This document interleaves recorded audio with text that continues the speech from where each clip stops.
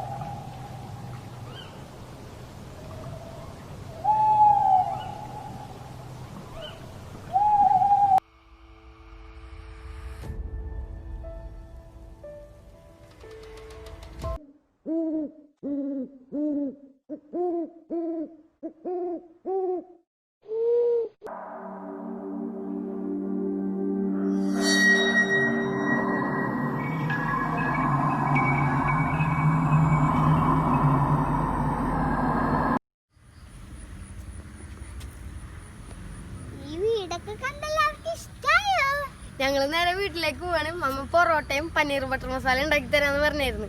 അപ്പൊ അതെങ്ങനെയാ ഉണ്ടാക്കാൻ നോക്കിയാലോ?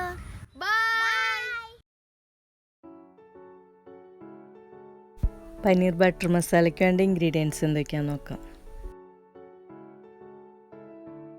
Paneer 250 gram, 2.5 table spoon butter, സവാള 3 ഇടത്തരം, 2 വലിയ തക്കാളി, കാഷ്യൂ നട്ട് 20, വെള്ളുള്ളി 4 അല്ലി, അരഞ്ച് വലുപ്പത്തിൽ ഇഞ്ചി, ഏലക്ക 3, 1.5 ടേബിൾ സ്പൂൺ പിരിയമുളക് പൊടി, 1/4 ടീസ്പൂൺ ഗരം മസാലപ്പൊടി, 3 table spoon fresh cream, 1 table spoon പഞ്ചസാര, ഉപ്പ് ആവശ്യത്തിന്, കസൂരി മേത്തി 1 ടേബിൾ സ്പൂൺ, മല്ലിയില. അതിന് തന്നെ കാഷ്യൂ നട്ട് നന്നായി കഴുകി വൃത്തിയാക്കിയിട്ട് കുറച്ച് വെള്ളത്തിൽ സോക്ക് ചെയ്ത് വയ്ക്കാം. മറ്റുള്ള ഇൻഗ്രീഡിയൻസൊക്കെ റെഡിയാക്കി എടുക്കുമ്പോഴേക്കും നന്നായി കുതിർന്ന് വന്നോളൂ. ഒരു പാൻ ചൂടാക്കാൻ വെച്ചിട്ട് അതിനകത്തേക്ക് 1 ടേബിൾ സ്പൂൺ ബട്ടർ ഇട്ട് കൊടുക്കാം. ബട്ടർ ഒന്ന് ചൂടായി നന്നായി ഒന്ന് മെൽറ്റായി വരുമ്പോൾ എടുത്തു വെച്ചിട്ടുള്ള പനീർ ചേർത്ത് കൊടുക്കാം. ഇതിപ്പോൾ ഫ്രോസൺ പനീർ മേടിച്ചാണ്. കുറച്ച് സമയം വെള്ളത്തിലിട്ട് വെച്ച് കഴിഞ്ഞാൽ പെട്ടെന്ന് തന്നെ ഇതിൻ്റെ തണുപ്പൊക്കെ മാറിക്കിട്ടും. ഇപ്പോൾ 1 സൈഡ് ആയി വന്നിട്ടുണ്ട്. നല്ല ഗോൾഡൻ കളർ ആയിട്ടുണ്ട്, ഇപ്പോൾ കാണാൻ പറ്റും. നമുക്ക് അപ്പുറത്തെ സൈഡും കൂടി നന്നായിട്ടൊന്ന് മറിച്ചിട്ട് കൊടുത്ത് 2 സൈഡും നന്നായിട്ട് ഗോൾഡൻ കളർ ആവുമ്പോൾ കോരിയെടുക്കാം. 1-2 പേര് എൻ്റെ അടുത്ത് ചോദിച്ചായിരുന്നു ഈ ഡിഷ് ഉണ്ടാക്കുന്നത് എത്ര പേർക്ക് സെർവ് ചെയ്യാൻ വേണ്ടിയിട്ടാണെന്നൊന്ന് മെൻഷൻ ചെയ്യാൻ. ഇതിപ്പോൾ 6 പേർക്ക് സെർവ് ചെയ്യാവുന്ന ഒരു ഡിഷാണ്. കംപ്ലീറ്റ് കോരിയെടുത്തിട്ടുണ്ട്. ആ സെയിം പാനിലോട്ട് തന്നെ 1 ടേബിൾ സ്പൂൺ ബട്ടറും കൂടി ഇട്ട് കൊടുക്കാം. ബട്ടർ നന്നായി മെൽറ്റായി വന്നിട്ടുണ്ട്. നമുക്ക് ഇതിനകത്തേക്ക് സവാള ചേർത്ത് കൊടുക്കാം. ഇതിപ്പോൾ വലിയ സവാള ആണെങ്കിൽ 2 എണ്ണം ചേർത്താൽ മതി. ഇപ്പോൾ മീഡിയം സവാള ആയതുകൊണ്ടാണ് ഞാൻ 3 എണ്ണം ചേർത്ത് കൊടുക്കുന്നത്.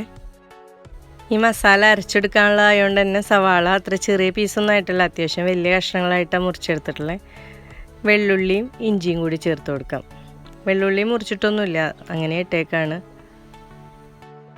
സവാളയും വെള്ളുള്ളിയും ഇഞ്ചിയും കൂടിയിട്ട് നന്നായി വഴറ്റിയെടുക്കാം.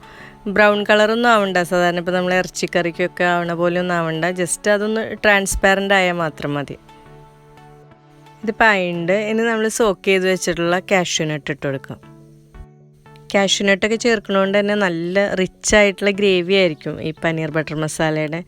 റെസ്റ്റോറൻറ്റിൽ നിന്നൊക്കെ മേടിക്കുന്ന ആ സെയിം ടേസ്റ്റ് തന്നെയാണ്, ഒരു വ്യത്യാസവും ഉണ്ടായിരിക്കില്ല. എന്തായാലും എല്ലാവരും വീട്ടിൽ ട്രൈ ചെയ്ത് നോക്കണം, ഇതുവരെ ട്രൈ ചെയ്യാത്തവരാണെങ്കിൽ. മുളക് പൊടി ചേർത്ത് കൊടുക്കാം. കാശ്മീരി ചില്ലി പൗഡറാണ്, നമുക്ക് നാച്ചുറലായിട്ട് നല്ലൊരു കളറ് കിട്ടാൻ വേണ്ടിയിട്ടാണ് കാശ്മീരി ചില്ലി പൗഡർ ചേർത്ത് കൊടുക്കുന്നത്. 3 ഏലക്കായ ഒന്ന് ചതച്ചില്ലെങ്കിലും കുഴപ്പമില്ല, നേരെ ചേർത്ത് കൊടുക്കാം. 1/4 ടീസ്പൂൺ ഗരം മസാലയുടെ പൊടിയും കൂടെ ചേർത്തിട്ട് നന്നായി ഒന്ന് വഴറ്റി കൊടുക്കാം. ചെറിയ തീയിലിട്ടിട്ട് വഴറ്റി കൊടുക്കുക, പൊടികൾ അല്ലെങ്കിൽ പെട്ടെന്ന് തന്നെ കരിഞ്ഞു പോവും. കുറച്ചുകൂടെ എരി വേണമെന്നുണ്ടെങ്കിൽ 1 ടേബിൾ സ്പൂൺ കാശ്മീരി ചില്ലി പൗഡറും 1/2 ടേബിൾ സ്പൂൺ നല്ല എരിയുള്ള മുളക് പൊടിയും ചേർത്ത് കൊടുത്താൽ മതി. ഇനി എടുത്തു വെച്ചിട്ടുള്ള തക്കാളി കൂടി ചേർത്ത് കൊടുക്കാം. മീഡിയം സൈസ് തക്കാളിയാണ് ചേർക്കണമെങ്കിൽ 4 എണ്ണം വരെ ചേർത്ത് കൊടുക്കാം. ഇതിപ്പോൾ അത്യാവശ്യം നല്ല വലുപ്പമുള്ള തക്കാളിയാണ്, അതുകൊണ്ടാണ് 2 തക്കാളി ചേർത്ത് കൊടുത്തേക്കണേ. തക്കാളിയൊക്കെ നന്നായി വെന്തിട്ടുണ്ട്. കാഷ്യൂ നട്ടൊക്കെ നല്ല ട്രാൻസ്ലൂസൻ്റായി വന്നിട്ടുണ്ട്. ഇനി ഇതൊന്ന് ചൂടാറുമ്പോൾ നമുക്ക് നന്നായിട്ട് അരച്ചെടുക്കാം. ഒരു പാൻ ചൂടാക്കാൻ വെച്ചിട്ട് അതിനകത്തേക്ക് 1 ടേബിൾ സ്പൂൺ കസൂരി മേത്തി ഇട്ട് നന്നായി ചൂടാക്കി എടുക്കാം. പാനിലേക്ക് 1/2 ടേബിൾ സ്പൂണും കൂടി ബട്ടർ ചേർത്ത് കൊടുക്കാം. സവാളയുടെ മസാല അരച്ചെടുക്കുമ്പോൾ ഞാൻ 3 കപ്പോളം വെള്ളം ഒഴിച്ചിട്ടാണ് അരച്ചെടുത്തേക്കണത്, എന്നാലും നന്നായിട്ട് അരിച്ചെടുക്കാൻ പറ്റുള്ളൂ. നന്നായി അരിച്ചെടുത്ത മിക്സാണ് ഈ ബട്ടറിലോട്ട് ഒഴിച്ചു കൊടുക്കാം. അരച്ചെടുക്കുമ്പോൾ കുറച്ച് വെള്ളം കൂടിയാലൊന്നും കുഴപ്പമൊന്നുമില്ല. ഇതിനകത്തേക്ക് ആവശ്യത്തിന് ഉപ്പും കൂടി ചേർത്ത് നന്നായിട്ട് മിക്സ് ചെയ്തിട്ട് തീ കുറച്ച് വെച്ച് 10 മിനിറ്റ് നന്നായിട്ട് വേവിക്കാം. നമ്മൾ എക്സ്ട്രാ ചേർത്തിട്ടുള്ള വെള്ളമൊക്കെ നന്നായിട്ടൊന്ന് കുറുകി നല്ല തിക്കായിട്ട് വരും. 1 ടേബിൾ സ്പൂൺ പഞ്ചസാര കൂടി ചേർത്ത് കൊടുക്കാം. തേനാണ് താല്പര്യമെങ്കിൽ 1 ടേബിൾ സ്പൂൺ തേൻ ചേർത്ത് കൊടുത്താലും മതി. പക്ഷേ ഈ ചൂടുള്ള സാധനങ്ങളോട്ട് തേൻ ചേർത്ത് കഴിഞ്ഞാൽ അത് പോയിസണസ് ആവുമെന്ന് പറയില്ലേ, അപ്പോൾ അത് കാരണം എന്തോ അങ്ങനെ ചേർക്കാൻ തോന്നാറില്ല. നിങ്ങൾക്ക് താല്പര്യം ഉണ്ടെങ്കിൽ ചേർത്ത് കൊടുക്കാം. നേരത്തെ ചൂടാക്കി പൊടിച്ച് വെച്ചിട്ടുള്ള കസൂരി മേത്തി ചേർത്ത് കൊടുക്കാം. കസൂരി മേത്തി വേറെ ബ്ലെൻഡറിലിട്ടൊന്നും പൊടിക്കണ്ട, കൈകൊണ്ട് തന്നെ ചുമ്മാ ഒന്ന് തിരുമ്മി കൊടുത്താൽ അത് പൊടിഞ്ഞോളും. ഫ്രൈ ചെയ്ത് വെച്ചിട്ടുള്ള പനീറും കൂടെ ചേർത്ത് കൊടുക്കാം.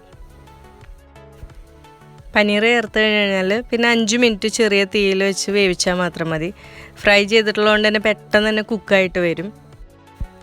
പനീർ എന്താണെന്ന് എല്ലാവർക്കും അറിയാമെന്നാണ് എനിക്കണേ. ഇനിയിപ്പോൾ അറിയാത്ത ആൾക്കാരുണ്ടെങ്കിൽ അവർക്ക് വേണ്ടിയിട്ടൊന്ന് പറയാം.